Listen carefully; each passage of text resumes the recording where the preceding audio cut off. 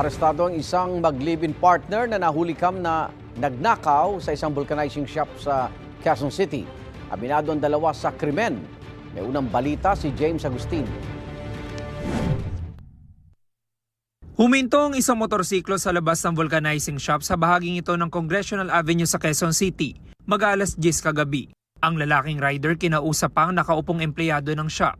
Matapos iparada ang motorsiklo, bumaba ang rider na makikitang may iniabot na pera sa empleyado. Naiwan naman ang angkas na babae sa motorsiklo. Sa anggulong ito ng CCTV, kita ang lalaki na pumasok sa loob ng shop na tila may hinahanap.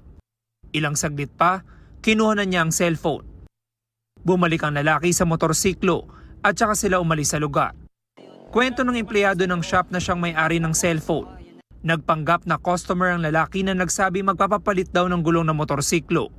Ang problema, wala raw siyang panukli sa 1,000 piso na iniabot ng lalaki, kaya niya ito pinapalit sa kalapit na tindahan. Sinalubong po ako doon, nagtanong pa uli kung magkano babayaran, napailing, tapos babalikan na lang daw. Maghanap pa daw ng ibang shop yun eh. Saglit lang po yun, minuto lang po kasi yun, alam ko at kung saan ko nilagay yung cellphone eh. Ayun po yung nasa isip ko, pagpunta ko po, ayun na, wala talaga cellphone. Nakumpirma ang pagnanakaw sa tulong ng mga kuha ng CCTV.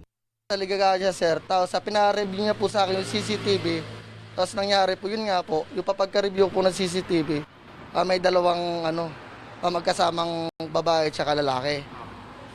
Tapos yun na, kinuha niya po yung cellphone ng bata ko. Ipinost na may-ari ng shop ang insidente sa social media. Makalipas lang ang isang oras, namataan ng mga otoridad ang mga salari na bumibili ng pagkain sa Barangay Bagbag sa Novaliches. Nabawi sa kanila ang cellphone ng biktima. Bali, habang nagro-rubing kami, may humingi ng tulong sa amin ng mga kabataan na sinabi nila, yun daw yung suspect na nakita nila na nakapost.